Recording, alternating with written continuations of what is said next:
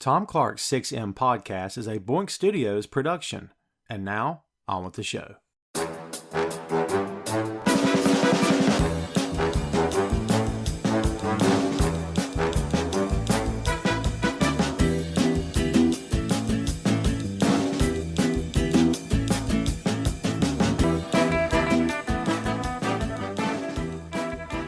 Hey, what is up? Welcome to Tom Clark's 6M podcast. I'm your host, Tom Clark, and in this episode I'm joined by co-host Phil Lindsey.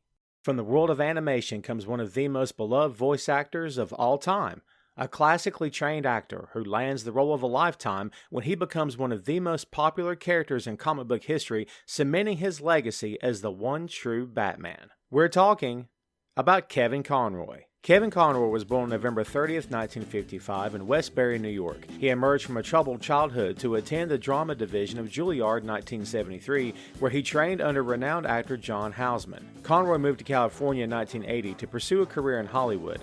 After acting in several theater productions and landing a role in a soap opera, Conroy scored numerous roles in television. But Conroy is best known for the role that ultimately defined his career as the voice of Batman and Bruce Wayne in Batman the Animated Series. This show premiered on September 5th, 1992, and followed in the same vein as 1989's Batman starring Michael Keaton and Jack Nicholson. The animated series brought the Dark Knight detective to a whole new generation of fans, young and old, and was a hit with critics and fans alike, firmly establishing Kevin Conroy as one of the most popular voice actors of all time. Conroy voiced the character in several projects outside of the animated series, including full-length animated films and video games. He also portrayed Bruce Wayne in the live-action Crisis on Infinite Earths, the DC CW crossover series starring The Flash and multiple characters from DC Comics. Kevin Conroy passed away on November 10, 2022 at the age of 66. He leaves behind a legacy of great performances, which inspires his colleagues and a nation of fans that will forever treasure his work and his contributions to the Batman mythos. And that's the lowdown on Kevin Conroy. I'm almost 100% certain we've never done a memorial episode before. And man, I'm already coming at you with some somber tones, kids. My apologies. But as you can see by the title of this particular episode, yeah, this is going to be a memorial episode. I thought about calling this, the one true Batman. I thought about calling this the Batman to beat them all, Batman Forever. That would be good. But you know what? I'm not going to do any of that. The name of this episode is Kevin Conroy. I think that's the right thing to do. We have in the past talked about actors and actresses who have passed on, but it was never really, here's an episode for this person. Not that I can recall. Cut me some slack here, folks. We're 117 episodes in. Okay. So we've done a lot of stuff here. So no, I'm a little hazy on whether or not we've done it. This feels like the first one. I have to chuckle here, everybody, because I would dare say that there's a lot to be happy about right now for Kevin Conroy's career. As we know, Kevin has left us, and it sucks for our world. When I say our world, I mean geek culture, pop culture, comic book culture. This guy is a god. And Phil, he's probably not regarded that way in Hollywood, but in our world, this is a big deal. I don't know if this carries the weight of Stan Lee's passing, but you know what? Maybe it should. This guy means a lot to a lot of people, and we're going to get into it here. First off, let me tell you, Phil, that I didn't know he was sick, and maybe I just haven't seen headlines or just haven't kept up with the story. I don't know how bad it was. I don't know. I can't even tell you what sort of cancer, right? I'm not even sure. I don't really know. And I've never bothered looking because at this point it doesn't really matter. Right. But, dude, as we get started here, talk to me about sort of your broad overview of what this guy means to fans, not just in the United States, dude, but all over the world, what this guy means to, geek culture at large. Yeah, I think that he is one of those figures in nerd culture, kind of like Shatner or Leonard Nimoy. That he's a celebrity, but he holds a different kind of status with you know, nerds. I think that Mhm. there are just certain names that when you think of them, um, they're a big deal to us. They're a bigger deal to us than your average person. Kind of like Steve Bloom is. Like Steve Bloom is a legendary voice actor. He's done so much voice work, whether it be anime, Tom from Toonami and all these other great things he's done. Uh, and so I feel like he holds such a strong presence in nerd culture. Tara Strong is another voice actor that the same way. She's done so many different voices. And I feel like Kevin Conroy defined Batman for a lot of fans. Um, and it, I mean, this is going from the animated series, which premiered in 1992. I mean, all the way today. That's exactly 20. That's exactly 30 years. Mm. Um, and over those 30 years, he had a prolific career as Batman, from the animated series to the Justice League cartoons, to Batman Beyond, uh, the Arkham video games, the movies, all the random appearances he's had in other animated films, or uh, him showing up in the CW shows crossover as Batman. Um, I felt like for me, he was Batman. I feel like he was Batman for me more than any of the actors that stepped into the role in any of the live action movies. I 100% agree. There's no one comes. I'll be honest with you. Usually we say things like everybody comes second. I don't know if anybody comes second. I like people rip on Christian Bale, or not rip, but they tease him about the Batman voice, the gravelly voice that's been made fun of for years now.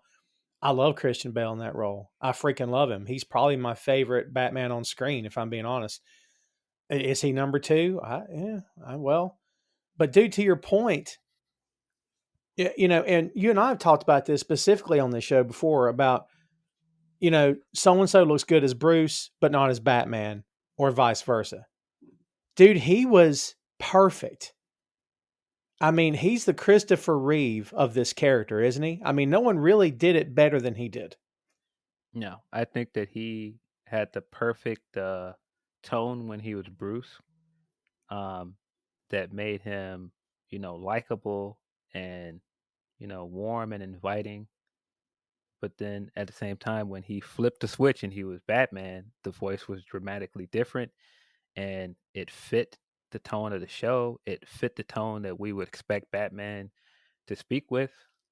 I mean, I tweeted at the time when he passed that for a long time when I read Batman comics, his voice is the voice I would hear in my head when I read it, because I was just so used to it from watching the animated series and everything else he was attached to. Yeah. Oh, yeah. Yeah. He embodies both, and I like that you pointed out. It's an obvious point, but it's one that we need to state. It's like his Bruce versus his Batman almost sound like two different people doing the voice. That's how good he was. Like his Bruce was very convincing. His pitch was higher, innocent, very soft tones to his voice. Then of course he gets dark and gothic, for lack of a better word, dark and somber, and has that tone of the Dark Knight. I mean, again, Yeah, we always point to Christopher Reeve as being the best Superman. Why? Because he nailed both parts. He didn't just nail one; he nailed both. Conroy more than did that here. Uh, why, yeah. dude? Do you think it came easier for him because it wasn't a physical role in a live action film, or I mean, what do you think that has to do with that in terms of the voice acting itself? Well, I think that I think he brought some seriousness to the role. I mean, it would have been very easy to see this as, silly capes and tight stuff. And I think he brought gravitas to the role, that made you believe. And he did so many small things with just the voice acting. Like when I think of Mask of the Phantasm, which we've talked about Mask of the Phantasm, Hmm. it's probably my favorite Batman movie. Um, and he just does so many cool things in it. I mean, as Bruce in the sad moments of I feel like one of the most iconic moments of him at the grave saying, "I didn't expect to be happy." Uh, and the acting is so good, and I just don't feel like we talk enough about how good some voice actors are at acting in front of no one. And I feel like he brought such a great you know depth of experience, and it almost felt like professionalism to the role. Uh, that again, he could have not taken it seriously at all, but I feel like he brought so much to this role. I mean, there are small things like when I think of Mask of the Phantasm, how under the cowl again he has such a different voice as Batman, but you could feel the difference when um he realized Phantasm was Andrea, and how you could hear almost like a blend between his Batman and Bruce voice. Mm. It's just small things that he brought to the role. I mean, even when you Yeah, look at yeah. Batman Beyond and how older Bruce sounds a lot just like Batman in the sense that he has just stopped trying to put on this mask for people Yeah. as Bruce, and he just talks like Batman almost all the time. That's a good point, and that's jumping way ahead, but we're jumping.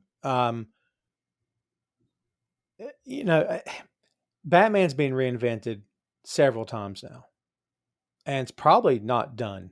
Pattinson's not going to be the last Batman, Phil. I think we both know that he won't be the Of last one. course.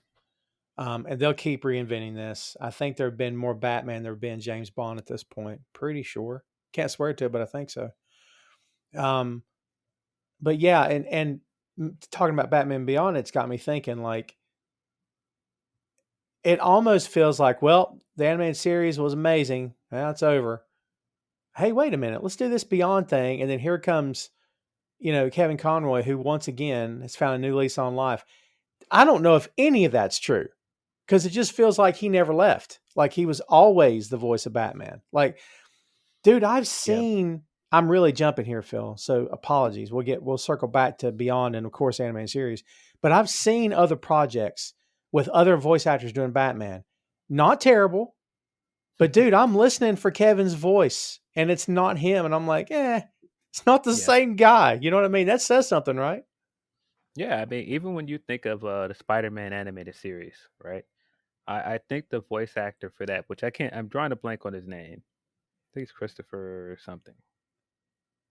I forgot. Um, but I I don't I don't have the same kind of attachment to his voice with the role that I have with Kevin and Batman. Um, by the time Spectacular Spider-Man came out, I was used to Josh Keaton doing the voice.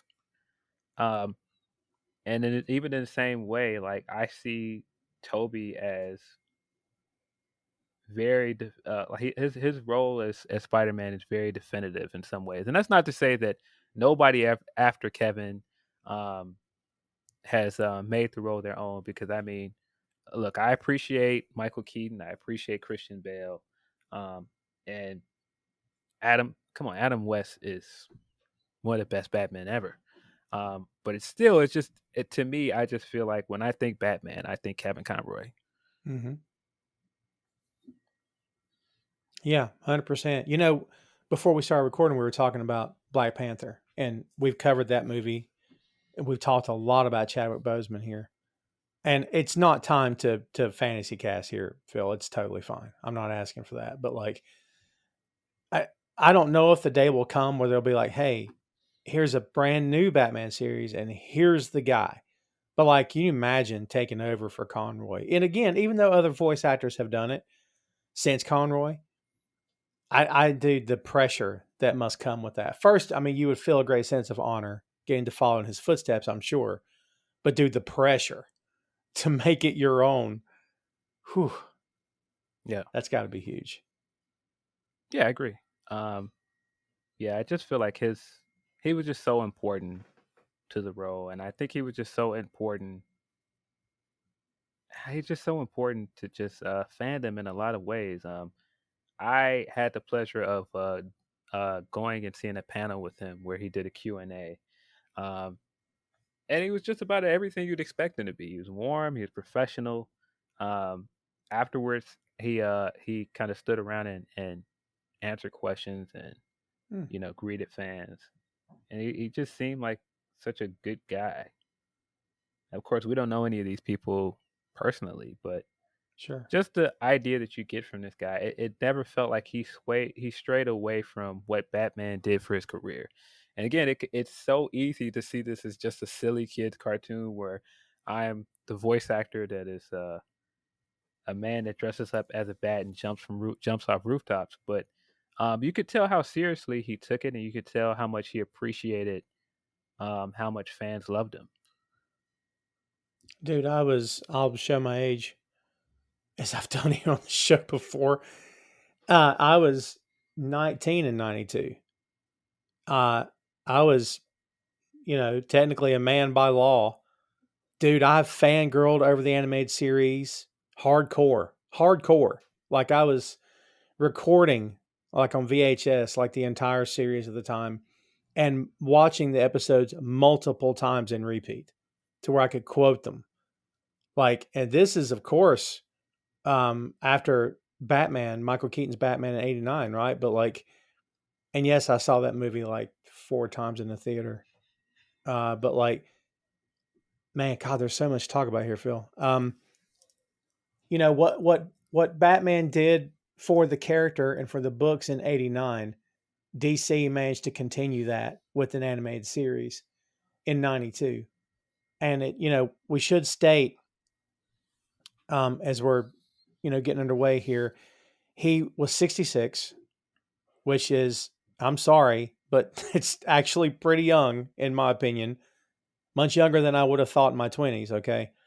Um, he was 20 days shy of his 67th birthday, which absolutely sucks. And of course, it sucks that we lost him. Hey, he went to Juilliard. He has a BFA from Juilliard. How you like that? Um, Guy had some schooling, Phil, which is pretty cool. Uh, as we know, the animated series, as we said, started in 92. I remember seeing when this thing started, they went with a very specific direction. I think they called it like Gothic Deco. It was some kind of phrase that they coined for the look of the show. Mm-hmm. The Danny Elfman song, like the music, it felt like a continuation of the Batman film, but right, I mean, to me, it felt like a continuation. It was very film noir, the way it was animated, the cars, the wardrobe, it all felt very dated. But then it was actually taking place now. Um, Yeah. Dude, that show is still stands out to me as being great. I mean, the animation's gorgeous. I love the way it looks, dude. It still holds up, right? Yeah, I groundbreaking television show. Mm. Um, it's just everything I feel like it not only did for Batman as a character, everything it did for the genre. 'Cause I feel like we kind of had a uh kind of like a renaissance period for uh comic book related TV shows and animated series. Because I mean, we got so much stuff at the same time. Like the Superman show came at the same time, which the Superman animated series doesn't get the same love as the Batman animated series, but it also was very good. Mhm. And I mean, it led to stuff like Justice League, um, and just other things that we got at the same time. You just cannot, you can't understate how influential that show was. Yeah, again, started in 92. We have to give major props to Paul Dini and Bruce Timm, two of the biggest minds of this genre. I mean, putting this thing together. Yes, Danny Elfman did the music. Um, let's see, it ran for the initial show, ran for 85 episodes. And did you know it only ran 2 seasons? Is that right? 2 seasons? I think I knew that because I think they're just long seasons. Mm. Yeah, yeah, yeah. um, they're long seasons, and you got stuff like the New Adventures of Batman and Robin are technically not the same show, but it's the same creative team and the same cast and everything, but it's Hmm. technically not the same show.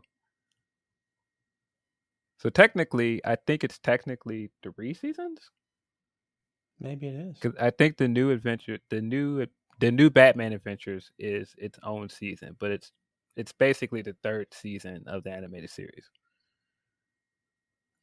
Of course, as we said, Conroy as the man, the featured character, Bruce Wayne and Batman. Ephraim Zimbalist Jr., who never gets enough credit as Alfred Pennyworth. Ephraim Zimbalist Jr. had a massive career in Hollywood, really good career in Hollywood, actually, before this show ever came along. He was in his golden years when this show came along, I believe. Bob Hastings as Jim Gordon, fantastic Jim Gordon. Robert Costanzo as Harvey Bullock. And dude, if you hear the voice, you know the guy, whether you know his name or not, because mob films. That's what he does. Always Yeah. New York guys, cops, things like that. Always playing that role. Melissa Gilbert as Barbara Gordon. Again, Melissa Gilbert had a career in Hollywood before this show. Let's see. Clive Revel, who was actually, I believe, the first Alfred in the first 3 episodes. You can tell there's definitely a voice change. Lauren Lesser is Dick Grayson / Robin. Those are your main characters right there. Dude, this show from top to bottom, we could have just done a whole episode on the show itself because, man, it's so well done. The voice Yeah. characters were fantastic. I don't remember feeling like there was anybody miscast here. No. Yeah, I have been meaning to do a big rewatch of it. I did a big rewatch of Batman Beyond recently, and it still holds up. Um, Hmm. the thing that I notice now is just how similar Batman Beyond and Spider Man is. Like all of his rogue gallery is basically Spider Man's rogue gallery. I don't know if Hmm. you've ever noticed that, Interesting. I don't know if I but would have put those two together, but it kind of makes sense. yeah, but I don't want to go off on a tangent. But the Powers character, right? That is the main Blight. Blight is essentially Green Goblin. Mm. Um, there's the Hunter character that is basically Craven. There's a character that I forgot the name of the character, but he has like that eye and he does the illusions. It's Mysterio. Hmm. Um, the Ink character that basically moves like a symbiote. Um, yeah, I'm Ooh, telling you, once you notice it, it's hard to not notice that his rogue gallery is essentially Spider-Man's rogue gallery. of course.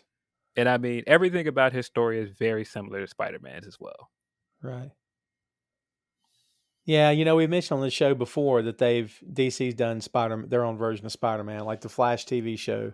In my opinion, that's Peter Parker. That's his world because he just keeps effing things up, and bad things keep happening, and his life's not better because he has powers. Yeah. Yeah. But yeah, big fan of the Batman Beyond show. I don't want to go into into a into a long tirade about how great it is and how great the Terry McGinnis character is. Um, So put the but two shows side by side. Can you rank one over the other, or do you think they're both equally as good? no, no, but of course, Batman animated series is better. Hmm. Um, but I feel like Batman Beyond kind of doesn't get its flowers in a lot of ways. I feel like it's underrated because it came after something that was just so iconic. I've said for the longest that Warner Brothers should stop making Batman movies and just do a Batman Beyond movie. You've got Michael Keaton old enough where he can play old Bruce now, Hmm. and just have him be the man in the chair and just cast a young guy as Terry McGinnis. I mean, when you really look at Pattinson, he kind of looks like Terry McGinnis. Oh, yeah. Yeah, good call. I didn't think about that. Um, Speaking of voice cast, we haven't mentioned the heavies, the big bads, the heels. We got to start off with the man, dude. That the one and only Luke Skywalker. Mark Hamill is the Joker, dude. He and Conroy. What a dude! First of all, if I can sidestep, what a life Mark Hamill has had, dude. What a life, right? Like he will forever be linked to arguably the most popular movie franchise in the entire world.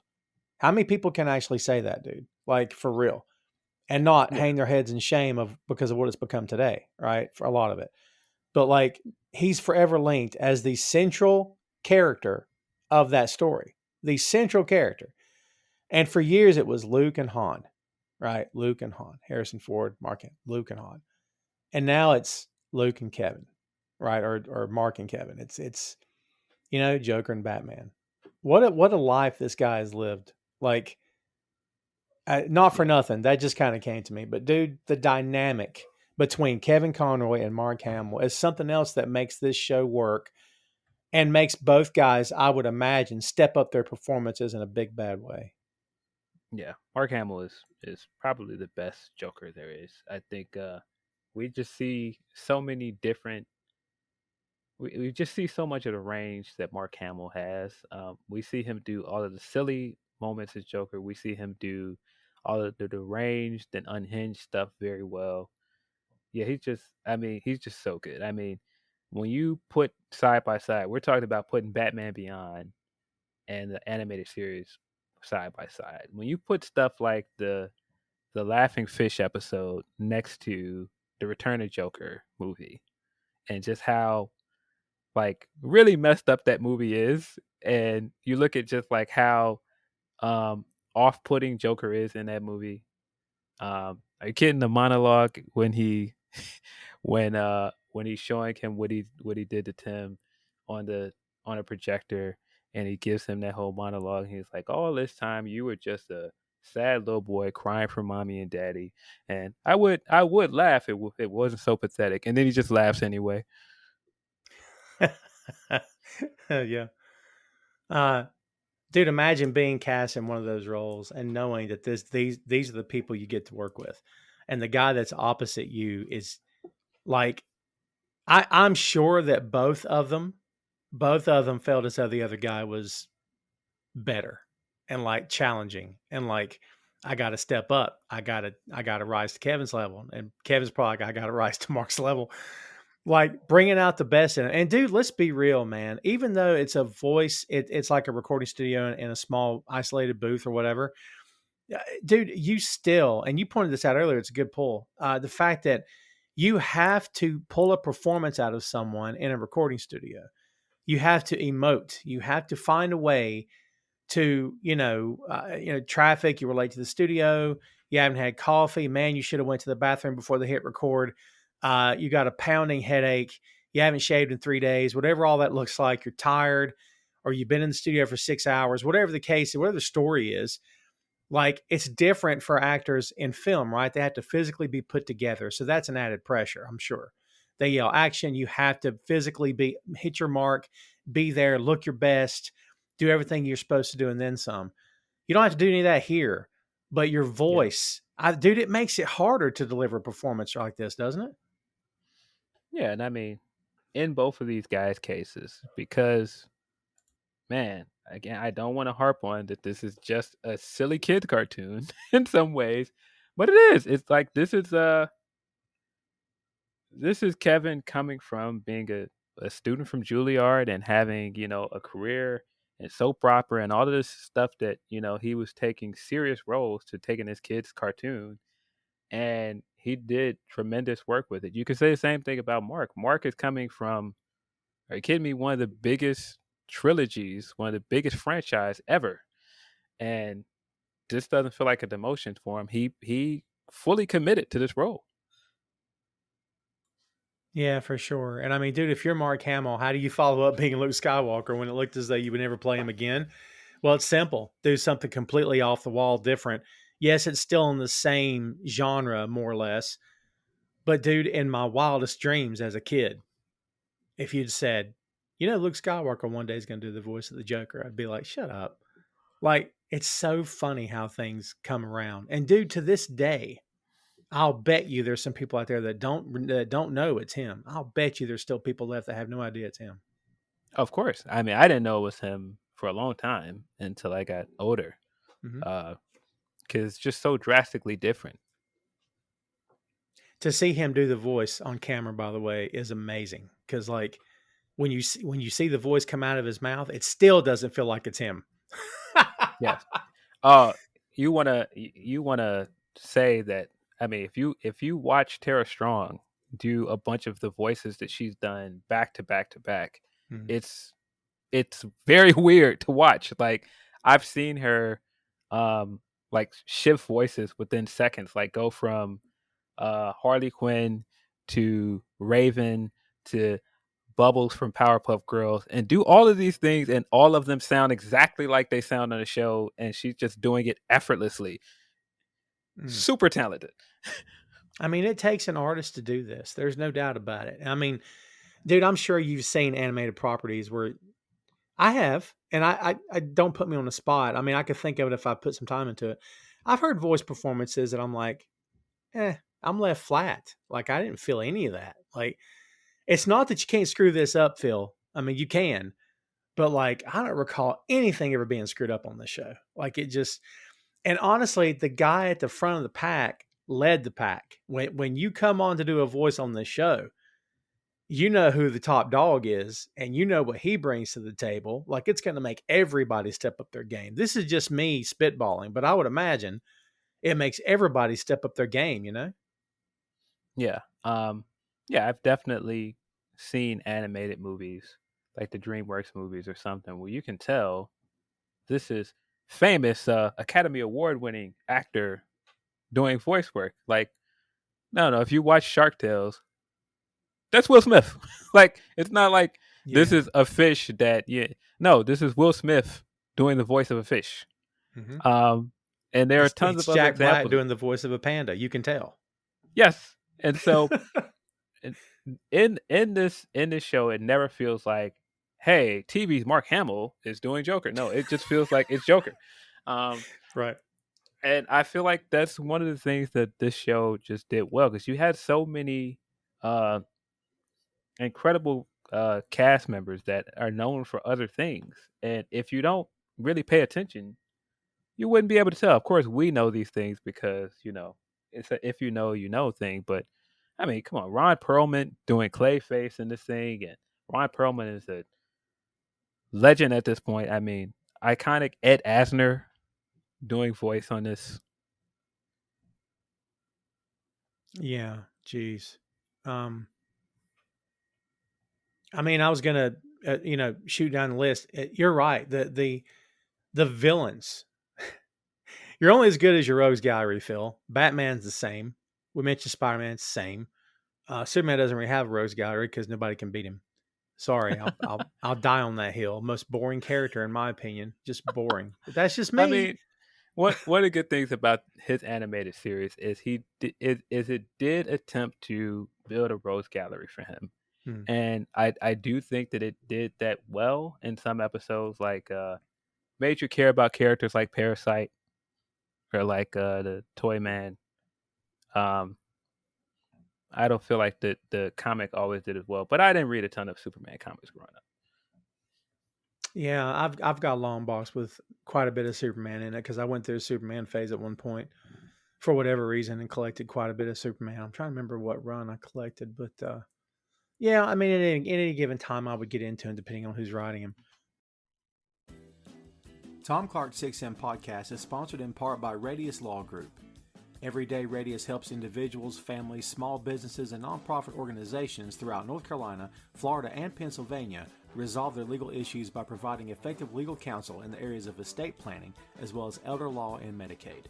Radius Law holds the radical belief that working with a lawyer can indeed be enjoyable. So give them a call at 1-800-519-5667 for more information and tell them that Tom Clark's 6M podcast sent you. But yeah, the Rogues Gallery, dude. We started with Mark Hamill. I mean, kids, see if you can keep up with this. Richard Mull as Two-Face, fantastic. Bloody fantastic. Arlene Sorkin as Harley Quinn, fantastic. Great voice and perfect as Harley. Paul Williams, and a lot of people, today's generation, I guess, won't know half these names, Phil, which is a shame. Paul Williams been in Hollywood forever as Oswald Cobblepot / the Penguin. Adrienne Barbeau, another well-known actress as Selena Kyle. Great Selena Kyle and Catwoman, by the way. John Vernon as Rupert Thorne. John Glover, who loves this medium. He was Lionel Luthor, for God's sake. Great Lionel Luthor, dude. I'm sorry. So good. And such a good actor, man. He really is. And he was the Riddler. I mean, it's Roddy McDowall as the Mad Hatter. Again, as you said, Ron Perlman as Clayface. Jeez. John Glover, by the way, from Gremlins 2. That's right. Gremlins 2. That's what I always think of him from. And Scrooged, by the way. Yes. He He just has such a recognizable voice and face, and so every time I see him, I think of him pushing that gremlin down a shredder, Gremlins 2, and then just going back to doing what he was doing. He's so great in that movie. Yeah, he is. Yeah, oh man, he's so good. And like, just because you're an actor and have a fairly good career in Hollywood, that is no guarantee you're going to make it as a voice actor. We've seen that before. We mentioned Smith. I mean, yeah, it's there's no guarantee you're going to do a good job, but man, most of these people did a bang up job in their roles. I mean, you mentioned Ed Asner as Roland Daggett, fantastic. Mark Singer as Man-Bat, Dr. Kirk Langstrom. I mean, the list just keeps going, dude. It's insane. David Warner as Ra's al Ghul. Yeah, big time careers, these guys, man. I mean, insane. I'm still the list just keeps going. It's crazy. Helen Slater, Supergirl as Talia al Ghul. I don't even know that I knew that. Yeah. Treat Williams. Yeah. Michael York, shut up. Dude, crazy. Yeah. I mean, yeah, again, just because you're a known actor and have got a good career behind you does not mean you're going to make it here. But man, the people doing the voice casting in this was just fantastic. Put everything together quite well. So we agree. We're in full accord here that Kevin Conroy is the best Batman. And I think we're in full accord that Mark Hamill is the best Joker. Is there anybody else from this cast that you would consider to be the best, or does it just get like? It's hard for me on that score, right? Because it's hard to pick against Gary Oldman for Commissioner Gordon, because Gary Oldman was the embodiment of Commissioner Gordon. He was effing perfect. Yeah. Like, I mean, it's hard, man. we haven't had a definitive Mr. Freeze in a live action movie yet. I know that we got all of the jokes of Arnold as Freeze, Yeah. and it's memorable for different reasons. Because it's such a great ongoing joke. But I think that the Freeze from the animated series is still undefeated. Like I don't think that we've gotten a Freeze better than that. That was Michael Ansara, who we lost in 2013. He's been gone for a while, unfortunately. Correct me if I'm wrong. It didn't Adam West do voice acting for the animated series? He was the Gray Ghost. That's right. Iconic episode. Such a great episode. Yeah, it is. Big time. Yeah. Man.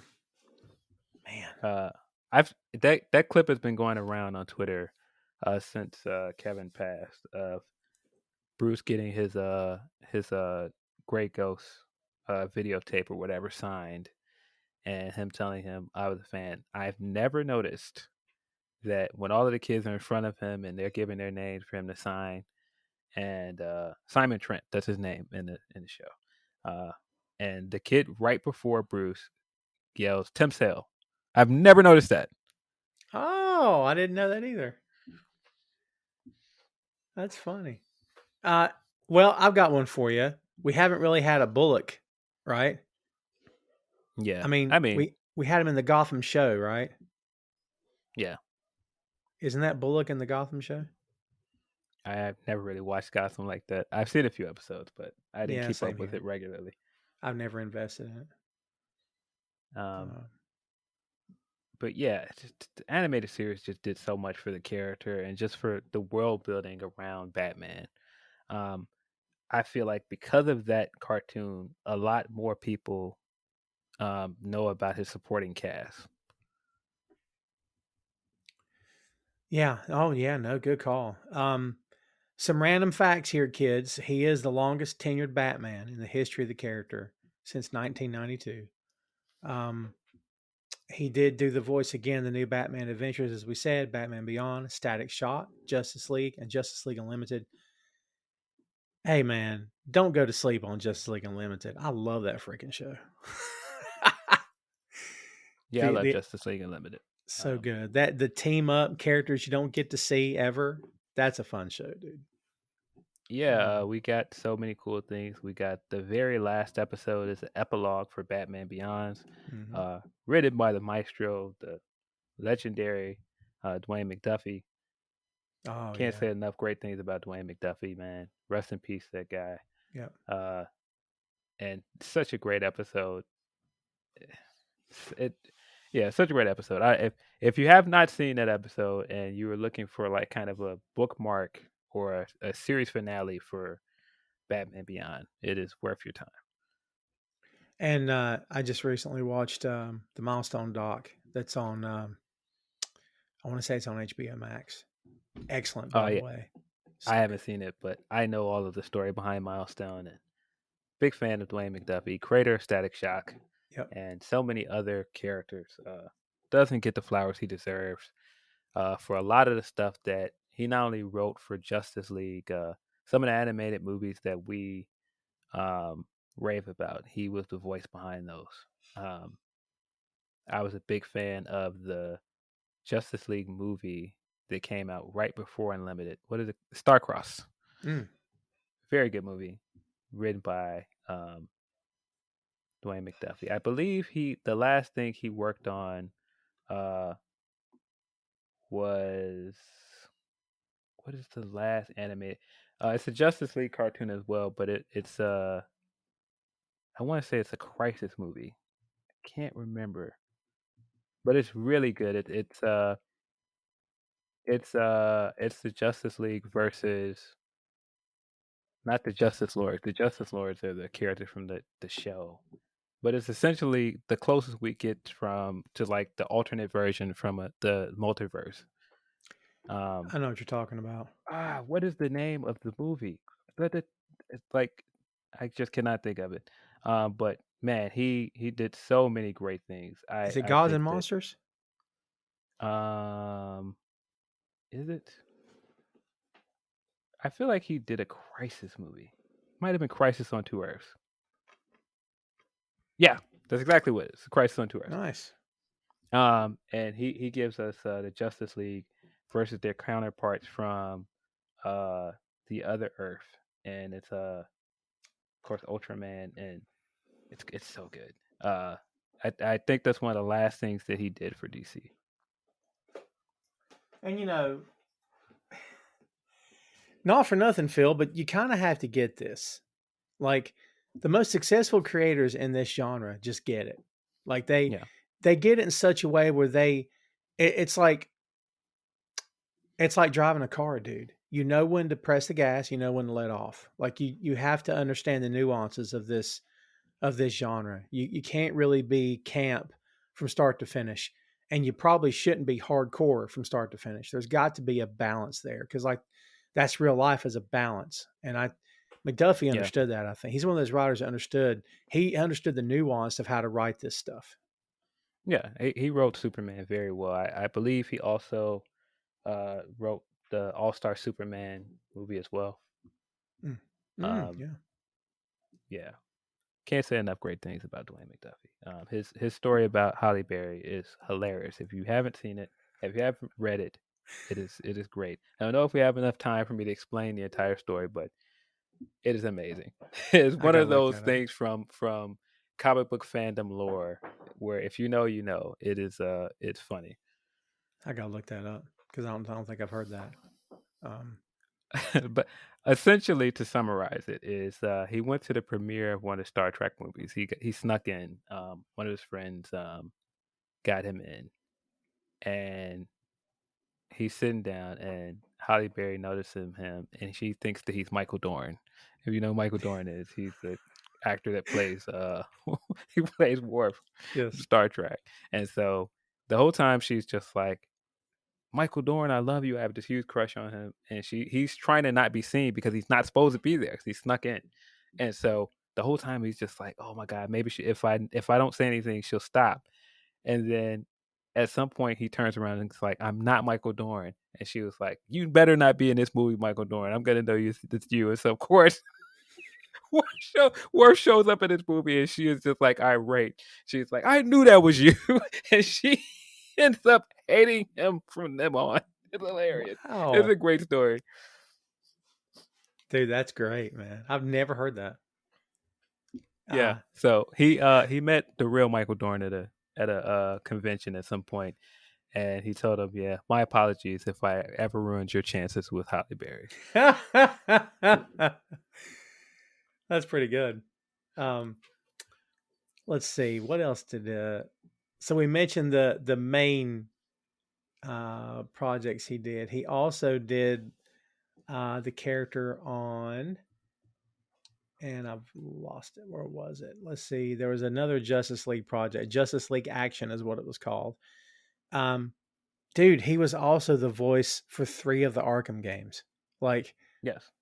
and dude, it brought his voice to a whole new generation of not just fans but gamers as well. Like, dude, those Arkham games, apart from the classic WWE games that where the gameplay was back when it was good, uh, it like, dude, to me, for my money, those are the best games I've ever played. Those Arkham games, man, whew, so Yeah. good. Yeah.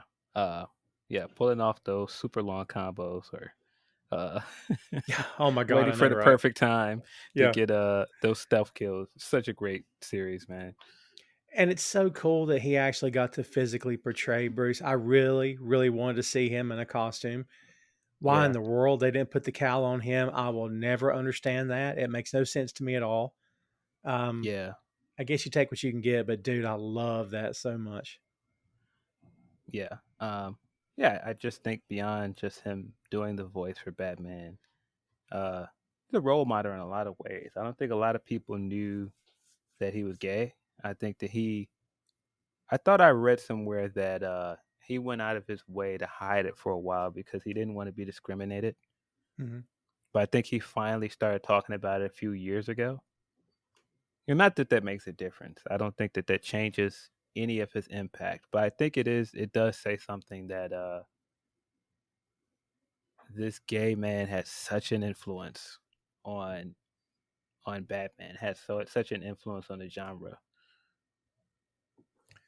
Yeah, and like, dude, absolutely. And I love that that's going to make a lot of people mad. I honestly, I kind of really like that a lot. Uh, so, and to be fair, like when they cast him, uh, the only Batman that we really know at this point are Adam West and Michael Keaton because they cast him. I'm guessing they probably cast him okay because it takes time for animation, right? So, if you're working backwards and you're thinking, in terms of when did the animated series begin? Let's see. The series actually came into being. Um, let's see. Of course, it took influence from Batman 89 and 92. So it's around in that same time frame. So the time frame is about right for this show and for him to get the part. But a lot of what happens in his voice, the way he's doing things, it's all him. He did all this on his own. They really didn't instruct him to do this, but like he layered his voice. We mentioned the word nuance. He understood what nuance is, and he understood how to play this role. He was the first to play Batman in animation and live action, which I guess that makes sense because now I'm thinking, I mean, Michael Keaton never did the voice for Batman in a guest spot anywhere that I know of before Yeah. before Conroy did this in the DCCW, right? Yeah. I think it's also worth noting he was linked to probably the two most notable film franchises because the animated series came right after the Tim Burton movie, so they're linked in a way because they were clearly influenced, right? Like the Mm-hmm. animated series was clearly influenced by the Burton movies, but he also did that great Gotham Knight um, anthology thing for the Nolan movies as well. Good point. Yeah, good call. Conroy was a good singer. I mean, if you ever heard him sing, the guy had a great voice. And the Am I Blue Yes. from Justice League Unlimited. Yep. He did other voice acting in the show too, because I went back today and was rewatching. I watched like the first 4 or 5 episodes of the animated series, and he did like a random cop or a random person on the street. Like he did fill in bits as well, and you could tell it's him. Um, but he also did the voice of Thomas Wayne, and he also did. There was somebody else that he did. He did several other characters. In Uh, Batman the Brave and the Bold, he was the Phantom Stranger and the hmm, Spectre as well. yeah. It's funny when you think about it. You can tell that he's doing the voice for Thomas Wayne, especially the episodes where he's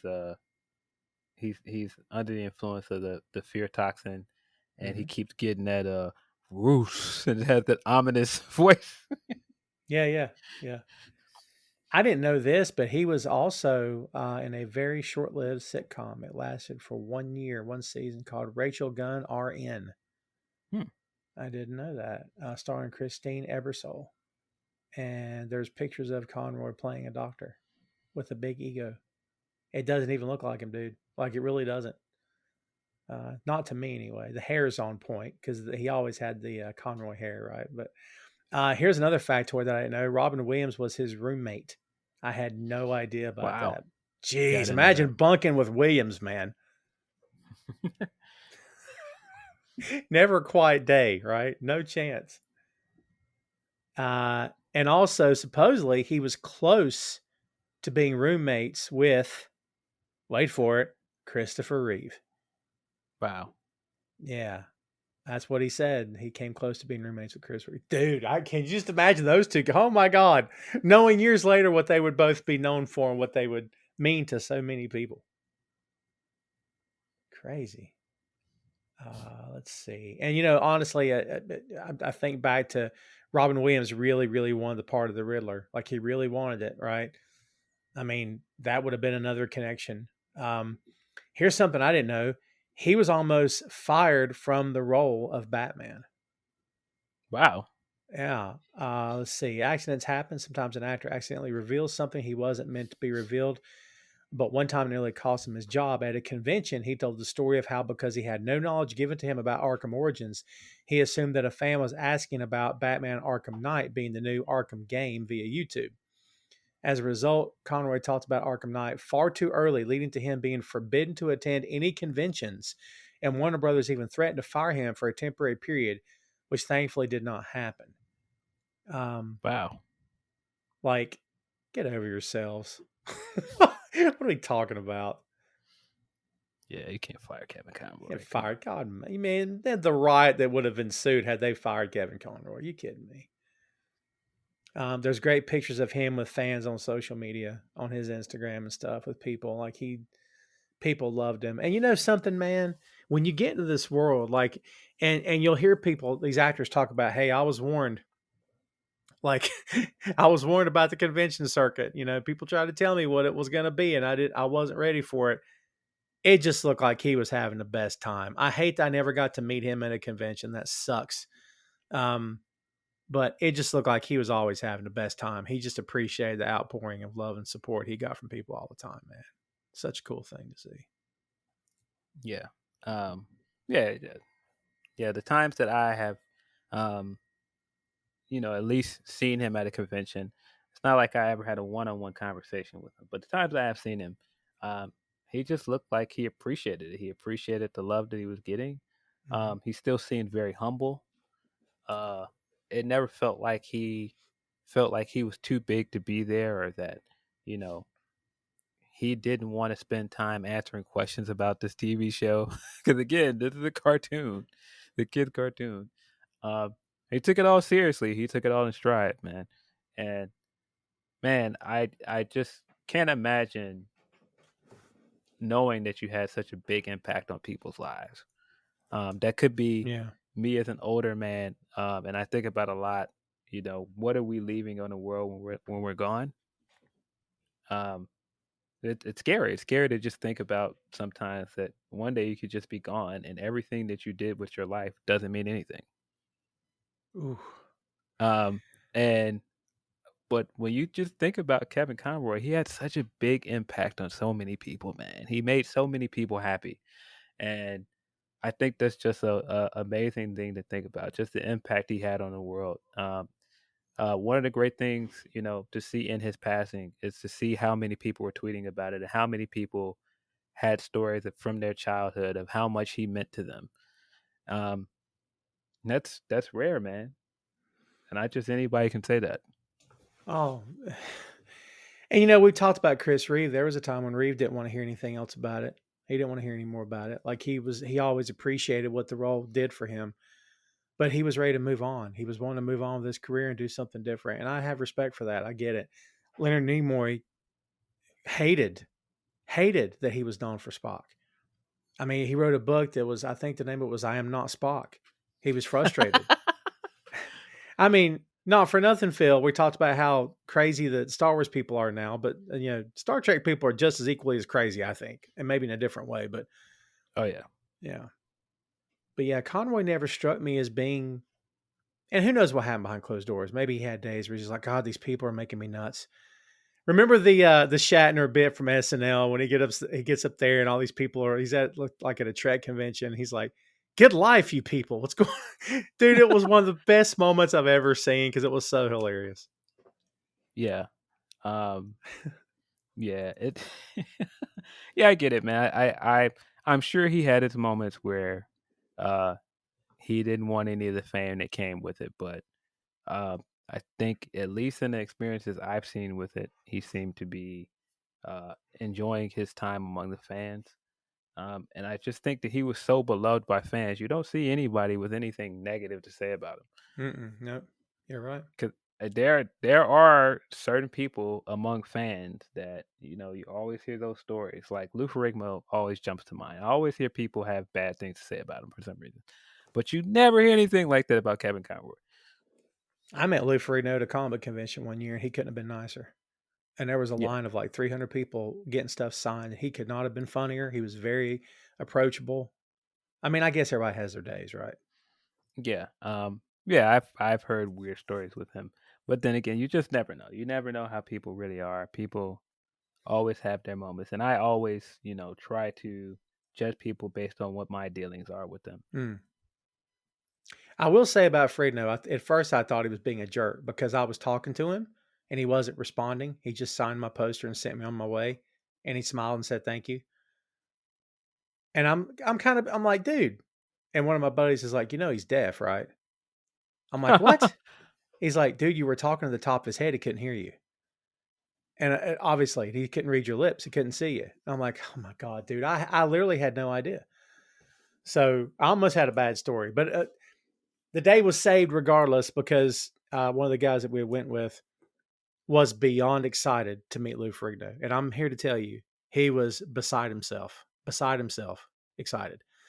And he gets up there and he can't stand still. He's literally popping. He can't stand still. And he gets up there and he goes, he gives him the stuff sign. He waits for him to look because he knows he's deaf. Tom doesn't know at the time, but so he waits till he can read his lips. And he goes, "Could you punch me square in the face?" Right? And he goes, "What?" And he said, "Could you punch me square in the face? I want to be able to go home and tell everybody I know that the Hulk popped me right in the nose." He's like, "I can take it. Go ahead, do it. It's okay." And dude, Ferrigno belly laughed. And he's like, "No, no, no, I can't do that. I can't do that." His people are cracking up. And my buddy's like, "I'm serious. There was no lawsuit for me. I'll sign whatever. Just one good time." And he wouldn't do it, of course. But what a great story that would have been. Who gave you a black eye? The Hulk did, baby. Kidding me? Yeah, yeah. I think even if you weren't a big fan of Ferrigno and you did see like bits and pieces of the Bill Bixby show and Mm. um just how memorable that show is. When She-Hulk does the bit at the beginning of the season Yes. finale, that is a riff off of it. It's so great. Like if you watch that show, you immediately know what it's doing. Sure. So good. Uh, well, I mean, honestly, we've went an hour. We could go 4 hours on Kevin Conroy, honestly. And, I don't know where he'll be viewed in terms of greatest voice actors of all time. Because, dude, Phil, that's a short list. I mean, for my money, in my opinion, the best voice actor of all time is Mel Blanc because he did so many voices. And he created characters that from a distance probably should never have worked, but he brought such life to his performances. The guy was effing amazing. I don't know if anyone's ever matched him. I guess if you want to say the modern day equivalent could be Seth MacFarlane, maybe. Hmm. Um, and there's other guys out there who have made their mark. I mean, Tom Kenny as SpongeBob has made his mark. He's done other stuff. Peter Cullen as Optimus Prime. I mean, Yeah. John DiMaggio and Billy West. There's other guys. Casey Kasem, for crying out loud. There's a list of guys, but like, where do you put Kevin Conroy in this list, man? I mean, where do you think he falls? I think he's one of the greatest of all time. I think that he is a legend.